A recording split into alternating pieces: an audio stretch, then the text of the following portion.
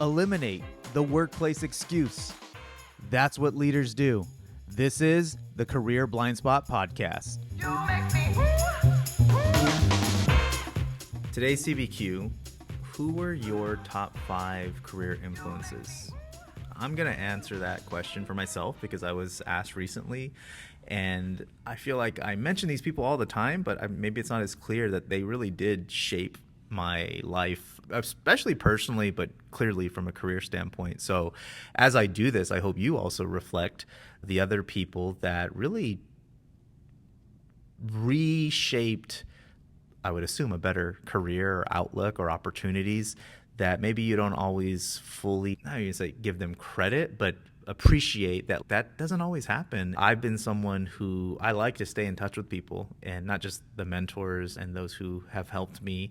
I'm like, these are the kind of people I want to be friends with, which can complicate things. But yeah, here I go. First one is a woman by the name of Louise, actually Irish American. She was my boss at community college, Glendale Community College here in Phoenix, Arizona, or in Glendale, Arizona.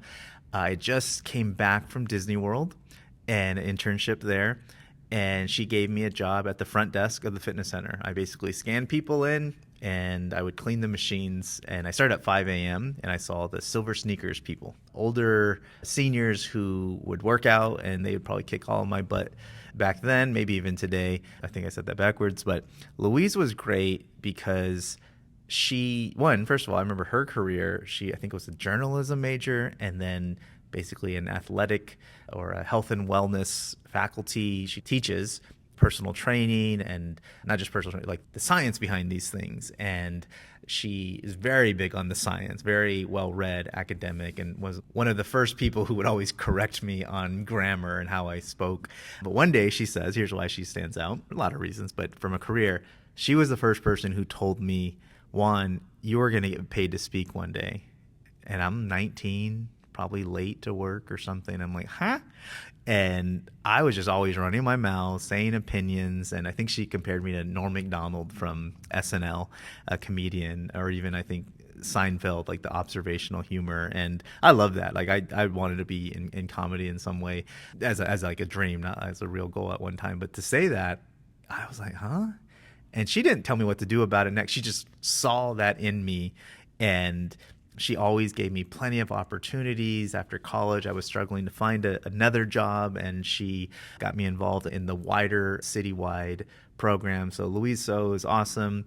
I go back to her classes every now and again and do some speaking. I think I come off a little too strong, like those scared straight people, but I got so much out of definitely Louise, but the community college experience here in Phoenix. I know around the country, maybe even the world, it's not as appreciated, but as someone who never really thrived in school, I was very glad for my time at Glendale, and Louise had so much to do with that.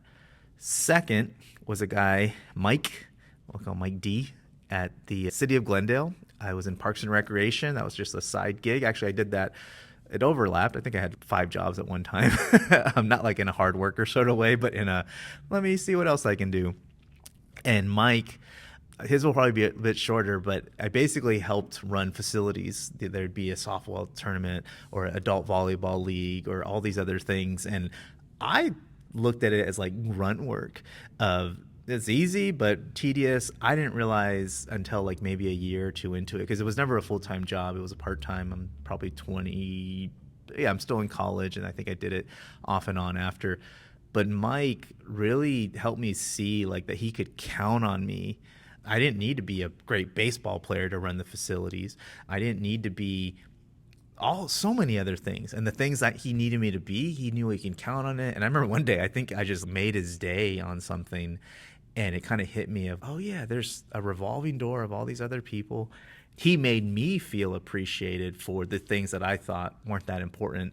And he also, when it was time to go and to move on, he was super supportive, said, hey, open door, you always help me out. And a couple times I did when the Arizona Cardinals stadium came, they needed some stuff, and I came back in. And that's the kind of, you don't even need to pay me, man. I think actually I told him that so many times because he's just a good guy and very clear, almost like if you joined the military and you had the nicest, but again, military sergeant or commander, that was Mike. And he was so great. And one time, I'll say this kind of a different tone. So one time I pissed off Mike, and the irony was he was already pissed off. He was mad. I don't remember at all, probably some internal drama, a municipal place.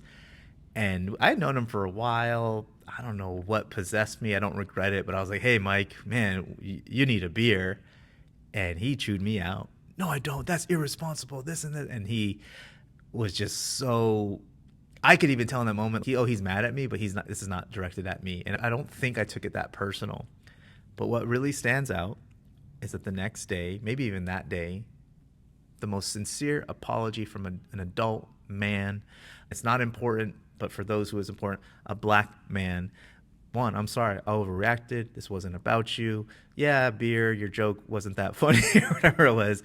But I don't think it was the first time an adult had to apologize, professional, but he was sincere of, hey man, I took it on you. You didn't understand all the other circumstances. And that still holds with me. And he and I didn't stay in that much contact past some of the engagements, but just a good guy that at least when I got to work with him. And then next we got combo, Brad and his late wife, Debbie Harper. They brought me into the whole assessment world. I met them at a random housewarming party, and they started training me in DISC and motivators and other tools at the time. I was in between jobs, actually. I think I was in kind of a limbo and wanted to go work with them, but also I didn't really know them. I met them at this party. Next thing I know, I think within a month or two, I house sat for them. And flash forward maybe 5-6 more years. No, not even that. Debbie had passed. She had this illness that she was always beating and overcoming. And one day she succumbed to it. But I remember I felt so much guilt because she had reached out and I didn't make the time. I was 20 something. And to this day, I still feel some guilt, but she was also just a really generous person with her time. And Brad, him and I are still buds. I tell him, I'll wash your car. You've changed my life, not just definitely by teaching me, introducing me to these concepts of my behaviors, motivation, but more of how he spoke to me about it. I ended up getting a job with TTI because they were vendors of it and they were very close. They're here in Scottsdale. But Debbie, when she passed, I ended up meeting other people that I didn't know knew her, and she was like this community cultivator of relationships and health. She was so far ahead of the curve. I actually wonder about what she would say about today's MAHA and health and how not everyone's the most well-intentioned, but a lot of stuff that's being brought out into the light is long overdue. Brad and I probably end up talking more about the business stuff because he was the coach, his background with the military, and actually even working at Glendale Community College. As I'm telling you this, I realize there's always a connection to a past person, and it's kind of weird. And at Debbie's, it wasn't even a funeral, but like memorial, I ran into people. I'm like, you know Debbie? You know Debbie? And that was like probably the theme of that day, at least how I remember it. So they were just very generous with their time, always helping people professionally on the side. The way I thought of my health radically changed after I met Debbie. As someone who never read, and even to this day is still kind of a struggle, like audio and podcasts, but I force myself to read because it's kind of like I force myself to eat some broccoli. But every now and again, more and more, I like the taste. And that had a lot to do with Brad and Debbie and really helping me see me, understanding my motivators, my DISC style, but doing way more than the bare minimum of a debrief and experience. And the weird part Brad, he's kind of semi-retired now. He'll still lean on me. And I remember the first couple of years, he's like, hey, Juan, can you help me with this? I'm like, why is he asking me? He's the expert. And somehow when it came to this tool, I had become the guy on it that Brad was looking to my perspective. And it was so weird to he is both this definitely a friend, but a mentor and in weird ways, maybe not a mentee, but I was giving him my high level insights on some heavy duty tools and assessments. Lastly, as we narrow down a little bit longer here, a guy named Rico Pena, I'll plug him because he does have a podcast. He has company Q. If I was Kobe Bryant, he's Michael Jordan, not just in terms of business and coaching, but in terms of being a Hispanic male in a capitalistic world. He was a guy who also does what I do, or at least I should say uses the same tools and very similar technique. Kind of like Brad, we trade notes. He comes to me. I'm like, oh, damn, Rico's asking me for help. And it's great, and a long line of other people, and I really had to, hey, get over that one. You're the expert here. Act like it. And he ended up becoming my coach. I actually paid because I was like, I'm not moving to this next level, and I don't need to, but I want to, and da-da-da. And the quick one with him is I would avoid calls with Rico because I didn't want to deal with something I procrastinated on or this or that. And I was paying him money and real money to make more money. And I'm like, what is that feeling? And then I'd get on the call with him, and it was almost like therapy. And in some ways, I think more cathartic, because I think I told him a couple times, Rico, I am dreading these calls with you. And yet you have never been less than kind. You have never been judgmental or critical. Yes, do you ask questions and all these other things? And we had also shared things about our fathers, and he's of Puerto Rican descent and my dad's from Mexico. And I just was like, man, I don't necessarily want to be like Rico, although I definitely wouldn't not want to be, but I just saw a different type of executive coach. I saw a different type of executive that I think wasn't aware, or I didn't believe really existed, that in this whole life coaching, executive coach. Not to say people don't know what they're doing, but I think we get a lot of, I know we get a lot of people of, hey, I have this podcast, now I know everything. And Rico was not say stoic, but not definitely stoic, but with nuance, and especially being Hispanic. And I think he's sorry, Rico, if I get this wrong, but a Marine and Semper Fi, all this stuff. But I was like, I think I told him one time, Rico, you say all these things, but I don't cringe when you say them. I believe you, and I think you see them as good things. Whereas when other people, it's not like they're bad or evil, but I'm like, shit, like only iron sharpens iron, or other cliches that are great, but they're just said with like emptiness. And so Rico, put it this way, was the first genuine coach that I really, something unlocked in me. And not to say I didn't meet other genuine coaches, because I definitely have, but there was something that it gave me permission to maybe run a bit further with this stuff. And then lastly, this is a left field one. I'm going to name drop. Hi, Kevin and Jamie. But Kevin Pollak and Jamie Foxx, my friend. Kevin Pollak, the actor, look him up. You're going to be like, I know that guy. Great laundry list of movies, from A Few Good Men, Grumpy Old Men, Marvelous Mrs. Maisel in recent memory. They have been friends. Jamie and I met at Disney World, but Kevin, and I can't remember exactly when we met, but he had a podcast called Kevin Pollak's Chat Show. Long before every celebrity and their mother started a chat show in between projects, Kevin was doing it. And I have seen every episode, probably maybe a couple times, listened. There are a lot of video, audio. But listening to Kevin's show, not just being his friend, like I said, there's a name drop there. And there were a lot of perks and whatnot that may or may not come out later on. But I think I recently told Kevin, your show, the way you made that show, it was this. It was don't hate, cultivate. Although his phrase was, if you're not creating, you're waiting.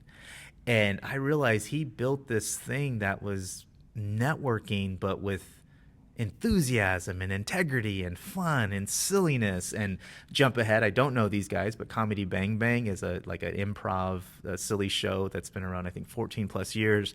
And I've heard that creator of that describe like what he likes about it. He's like, I'm not famous, but I have 500,000 listeners. And that was probably 10 years ago. But Kevin was this, I want to say too early, but it didn't blow up in the way that your Mark Marons or your Joe Rogans or whoever else. But it's still great context and insight. And I learned, like, it still worked, man, from Tom Hanks to someone I never heard of. I met a producer who had just won an Oscar. I think the movie, I forget. Oh, The Butler, Lee Daniels, The Butler. He wrote The Butler. I'm like, I just met someone who wrote The Butler. But to hear his story, to get there, it's like there is no overnight success. And so many of them tell the same story of the people I was connected to, this and that, and maybe. And it's like, I think I was just stealing all my Blindspot material. So it was never a direct thing. I was just in proximity. We had a nice time. I feel like of all the people, when you're around celebrity, I always thought I was like, I'm overstepping. And maybe that's the people pleaser in me that But that really shaped my career, especially in the last 5 or so years of like, I can have more fun. I can swing bigger. And not once was he ever like, here's coaching advice, this or that. But I will always, like, those 5 people and 6 with the Harpers, really, I would be in a very different position if each of them is not a relationship that I resonated with. And there's countless others. But when I think about who I am today and want to be, strive to be, and especially when I go sideways, there's something in that path that I'm like, that's in the movie, the extended version of my life. I hope there are multiple scenes with each of those people. So call to action. Who are your 5? And actually, no, I'm going to change that. Who is your one that you haven't talked to in a while? Call them up. Say thanks. Ask them if they remember X, Y, or Z. Take the pressure off, but do it. I make this show for leaders, those who don't point fingers, but point towards ways they can do better at work. My ask for listening is you share the show on social and or with other leaders, established or aspiring. Until then, no talent, no culture, no excuses.